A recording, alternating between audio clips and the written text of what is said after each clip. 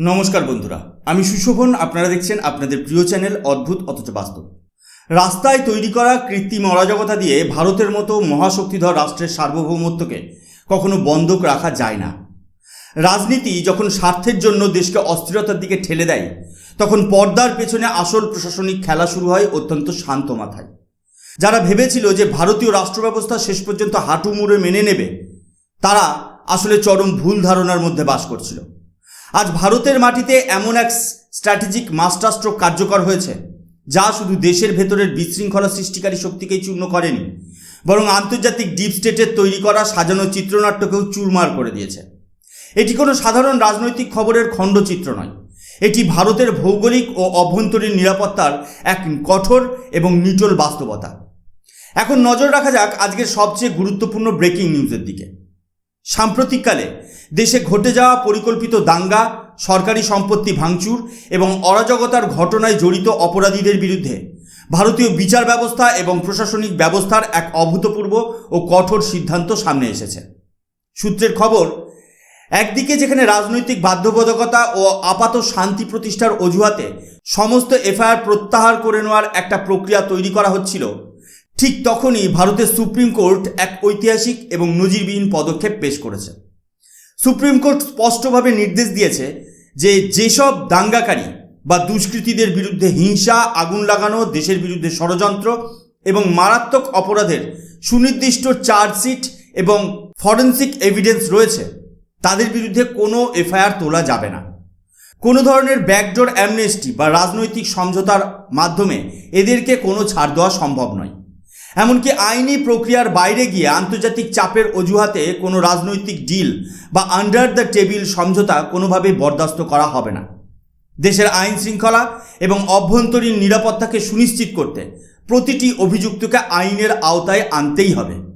এই চাঞ্চল্যকর খবরটি শোনার পর দেশের সচেতন নাগরিক হিসেবে আপনার মনেও কি কিছু মৌলিক প্রশ্ন দানা বাঁধছে না?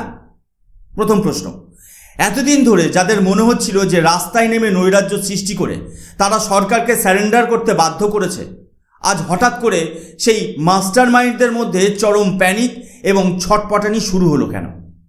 দ্বিতীয় প্রশ্ন, এতদিন ধরে আন্তর্জাতিক মিডিয়া বা বৈশ্বিক ডিপ স্টেট ভারতের বিরুদ্ধে যে ন্যারেটিভ তৈরি করেছিল, সুপ্রিম কোর্টের এই একটিমাত্র নির্দেশ কিভাবে সেই সমস্ত আন্তর্জাতিক চাপকে এক ঝটকায় নিষ্ক্রিয় করে দিল?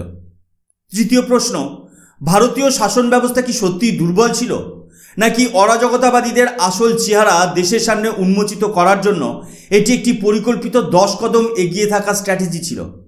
এবং চতুর্থ প্রশ্ন, রাস্তায় নেমে আইন ভাঙার শেষ পরিণতি কি হতে চলেছে যখন অপরাধীদের প্রতিটি পদক্ষেপের ডিজিটাল ফুটপ্রিন্ট এবং সিসিটিভি এভিডেন্স ইতিমধ্যে প্রশাসনের হাতে সুরক্ষিত হয়ে গেছে? এই প্রতিটি গভীর প্রশ্নের নিটোল বাস্তব বিশ্লেষণ আজ আমরা এই বিশেষ এপিসোডে উদ্ঘাটন করব। জিওপলিটিক্স এবং প্রশাসনিক নিয়মের একটা মৌলিক ভিত্তি আছে। রাস্তার অরাজকতা বা স্ট্রিট অ্যানার্চি সবসময় সাময়িক হয়, কিন্তু রাষ্ট্রের প্রশাসনিক এবং আইনি ব্যবস্থার শক্তি হয় দীর্ঘস্থায়ী। বিগত কয়েক সপ্তাহে দেশের বিভিন্ন প্রান্ত থেকে যে বিশৃঙ্খলার চিত্র সামনে এসেছিল, তা দেখে অনেকের মনে হয়েছিল সরকার হয়তো কোনো পদক্ষেপ নিতে পারছে না। কিন্তু বাস্তব সত্য হলো, শাসন ব্যবস্থা যখন কোনো বড় চক্রান্তকে রুট লেভেল থেকে উপড়ে ফেলতে চায়, তখন তারা প্রতিপক্ষকে ফাঁদে ফেলার পুরো সুযোগ দেয়। অরাজকতাবাদী দলগুলো মনে করেছিল তারা একটি পরোক্ষ লেভারেজ পেয়ে গেছে। তারা ভেবেছিল রাষ্ট্রকে ব্ল্যাকমেল করে নিজেদের সমস্ত অপরাধ মুছে ফেলা হবে। সেই অনুযায়ী বিভিন্ন রাজ্যে এফআইআর প্রত্যাহারের বিজ্ঞপ্তি দেওয়ার পরিবেশ তৈরি হয়। আন্দোলনকারীরা জয়োল্লাস শুরু করে দিয়েছিল যে তারা জয়ী হয়েছে, কিন্তু ঠিক সেই মুহূর্তে ঘটে আসল স্ট্র্যাটেজিক ট্র্যাপের উন্মোচন। ভারতের সুপ্রিম কোর্ট মাঝপথে এসে এক ঐতিহাসিক প্রাচীর তৈরি করে দেয়। আইন বিশেষজ্ঞদের মতে এটি একটি সুচিন্তিত পদক্ষেপ। সরকার যখন আন্তর্জাতিক মঞ্চে দেখাতে পারে যে তারা পরিস্থিতির খাতিরে সমঝোতা করতে প্রস্তুত ছিল, কিন্তু দেশের সংবিধান এবং সর্বোচ্চ আদালত স্পষ্টভাবে জানিয়ে দিয়েছে যে অপরাধীদের কোনো ছাড় দেওয়া হবে না, তখন বৈশ্বিক স্তরের সমস্ত ডিপ্লোম্যাটিক প্রেশার এক মুহূর্তে অকার্যকর হয়ে যায়। কারণ কোনো বিদেশি শক্তি, কোনো আন্তর্জাতিক এনজিও বা মানবাধিকার সংস্থা ভারতের সুপ্রিম কোর্টের নির্দেশকে চ্যালেঞ্জ করতে পারে না। সুপ্রিম কোর্ট সম্পূর্ণ স্বাধীন এবং সংবিধানে পরিচালিত। আদালত স্পষ্ট ভাষায় জানিয়ে দিয়েছে, দেশের আইন শৃঙ্খলা নষ্ট করা, পুলিশ ও সেনাবাহিনীর উপর হামলা চালানো এবং রাষ্ট্রীয় সম্পত্তি ধ্বংস করা কোনো সাধারণ রাজনৈতিক প্রতিবাদ হতে পারে না। এটি গুরুতর অপরাধ। যার নাম একবার চার্জশিটে উঠে গেছে তার বিরুদ্ধে বিচার প্রক্রিয়া চলবেই। এর ফলে যে ব্যাকডোর ডিল বা আন্ডার দ্য টেবিল রাজনীতির মাধ্যমে অপরাধীদের মুক্ত করার চেষ্টা চলত, তার সমস্ত দরজা স্থায়ীভাবে বন্ধ করা গেল। কোনো মুখ্যমন্ত্রী বা রাজনৈতিক নেতা চাইলেও আর দাঙ্গাকারীদের বাঁচাতে পারবে না। বর্তমান একাদশ শতাব্দীতে কোনো দেশের সার্বভৌমত্ব নষ্ট করার জন্য বাইরের থেকে সরাসরি সেনা পাঠাতে হয় না। আধুনিক যুদ্ধনীতির সবচেয়ে ভয়ঙ্কর রূপ হল হাইব্রিড ওয়ারফেয়ার। আন্তর্জাতিক ডিপ স্টেট এবং ভারত বিরোধী শক্তিগুলোও ভালোভাবেই জানে যে সরাসরি সামরিক শক্তিতে ভারতের সাথে মোকাবিলা করা অসম্ভব। তাই তারা ভারতের ভেতরের ফাটলগুলোকে কাজে লাগায়। বিপুল পরিমাণ বিদেশি ফান্ডিং, বিভ্রান্তিকর সোশ্যাল মিডিয়া প্রোপাগান্ডা এবং কতিপয় রাজনৈতিক সুবিধাবাদীদের ব্যবহার করে দেশের ভেতর অশান্তি তৈরি করা হয়। এদের মূল উদ্দেশ্য কী ছিল জানেন? 1. দেশের অর্থনৈতিক করিডরগুলোকে অচল করে দেওয়া। 2. সাধারণ মানুষের মনে সরকারের শাসন ক্ষমতা সম্পর্কে সংশয় তৈরি করা।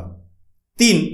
আইন শৃঙ্খলা রক্ষাকারী বাহিনীকে উস্কানি দিয়ে এমন একটা পরিস্থিতি তৈরি করা যাতে গুলিবর্ষণে প্রাণহানি ঘটে এবং সেই ছবি ব্যবহার করে আন্তর্জাতিক মিডিয়াতে ভারতকে স্বৈরাচারী হিসেবে তুলে ধরা যায়। কিন্তু ভারতীয় শাসন ব্যবস্থা এই চক্রান্তের প্রতিটা ধাপ আগেই আঁচ করতে পেরেছিল। তাই উস্কানি সত্ত্বেও প্রশাসন চরম ধৈর্যের পরিচয় দিয়েছে। রাষ্ট্রীয় নিরাপত্তা সংস্থাগুলো দাঙ্গাকারীদের রাস্তায় নামতে দিয়েছে, তাদের সম্পূর্ণ ফান্ডিং নেটওয়ার্ক প্রকাশ হতে দিয়েছে এবং কে কোথা থেকে খাবার, বিরিয়ানি বা লজিস্টিক সাপোর্ট পাচ্ছিল তার পুরো ব্লুপ্রিন্ট তৈরি করে নিয়েছে।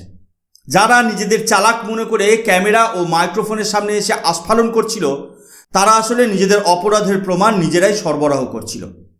হাইব্রিড ওয়ারফেয়ারের যে ছক সাজানো হয়েছিল তা এখন বুমেরাং হয়ে সেই মাস্টার মাইন্ডদের দিকেই ফিরে আসছে। তাদের ফান্ডিং উৎস, অ্যাকাউন্টিং ট্রেল এবং লজিস্টিক হাবগুলো এখন গোয়েন্দা সংস্থাগুলোর নজরে সম্পূর্ণ উন্মুক্ত। আইনি প্রক্রিয়ায় সবচেয়ে গুরুত্বপূর্ণ অংশ হলো প্রমাণ। অতীতে দাঙ্গার পর প্রমাণের অভাবে বহু অপরাধী বেঁচে যেত, কিন্তু এবারের পরিস্থিতি সম্পূর্ণ ভিন্ন। বিগত 1 মাসের বিশৃঙ্খলার প্রতিটি মুহূর্তের ডিজিটাল ফুটপ্রিন্ট এবং ফরেন্সিক ডেটা রেকর্ড করা হয়েছে। High resolution CCTV camera, body worn camera এবং ড্রোন নজরদারির মাধ্যমে দাঙ্গাকারীদের মুখের জ্যামিতিক নকশা বা ফেসিয়াল রিকগনাইজেশন তৈরি করা হয়েছে। সুপ্রিম কোর্ট ইতিমধ্যেই সমস্ত সিসিটিভি ফুটেজ এবং ভিডিও রেকর্ড সিল করার নির্দেশ দিয়েছে। এর অর্থ হলো এখন আদালতে দাঁড়িয়ে কেউ দাবি করতে পারবে না যে সে নির্দোষ ছিল বা সে নিছক একজন পথচারী ছিল। ডিজিটাল ফরেন্সিক এবং মোবাইল টাওয়ার লোকেশন ডেটা দিয়ে আদালতের সামনে প্রতিপন্ন করা হবে কার উপস্থিতি কোথায় ছিল। আইনের এই শক্ত বাঁধনের পরিণতি কতটা ভয়ঙ্কর তা সাধারণ আন্দোলনকারীরা এখন বুঝতে পারছে। একবার যদি কারোর নামে ক্রিমিনাল কেসের চার্জশিট গঠিত হয় এবং আদালত তা গ্রহণ করে, তবে তার ভবিষ্যৎ চিরতরে অন্ধকারের দিকে চলে যায়। সে দেশের কোনো সরকারি বা বেসরকারি চাকরি পাবে না, তার পাসপোর্টের ক্লিয়ারেন্স বাতিল হয়ে যাবে, কোনো ব্যাংক তাকে বিজনেস বা পার্সোনাল লোন দেবে না, এমনকি তার আইনি নথিপত্র স্থায়ীভাবে ক্রিমিনাল রেকর্ড যুক্ত হয়ে যাবে। এই কঠিন বাস্তবতার মুখোমুখি হয়ে এখন সেই অরাজকতাবাদীদের মধ্যে চরম আতঙ্ক শুরু হয়েছে। যে নেতার কথায় তারা রাস্তায় নেমেছিল, আজ সেই নেতারা নিজেদের বাঁচাতে হাত ধুয়ে ফেলেছে। মিডিয়া এবং ক্যামেরার সামনে এসে এখন অনেকেই কান্নাকাটি করছে, একে অপরকে দোষারোপ করছে এবং দাবি করছে যে তাদের উস্কানি দিয়ে বিভ্রান্ত করা হয়েছিল। যে গ্যাংটি এতদিন ঐক্যবদ্ধ দেখাতো, আজ তাদের মধ্যে শুরু হয়েছে চরম অন্তর্দ্বন্দ্ব। কারণ রাষ্ট্রীয় আইনের ফাঁস যখন গলায় আটকায়, তখন আদর্শের বেলুন 1 সেকেন্ডে ফেটে যায়। আজকের দিনে শুধু আইনি লড়াই জিতলেই চলে না, ন্যারেটিভের লড়াইও জিততে হয়। এতদিন ধরে ট্র্যাডিশনাল মিডিয়া এবং ইকোলজির উপর নির্ভর করে ভুয়ো খবর ছড়ানো হতো, কিন্তু এবার ভারতীয় নেতৃত্ব সরাসরি দেশের তরুণ সমাজ অর্থাৎ জেনজির সাথে যোগাযোগের প্যারালাল সিস্টেম তৈরি করেছে। সোশ্যাল মিডিয়া প্ল্যাটফর্মগুলোতে সরাসরি সংযোগ স্থাপন করে আসল সত্য তুলে ধরা হয়েছে। যখন দেশের কোটি কোটি তরুণ দেখে যে মূলধারার কিছু মিডিয়া কিভাবে সত্য গোপন করছে, তখন তারা নিজেরাই ফ্যাক্ট চেকিং শুরু করে।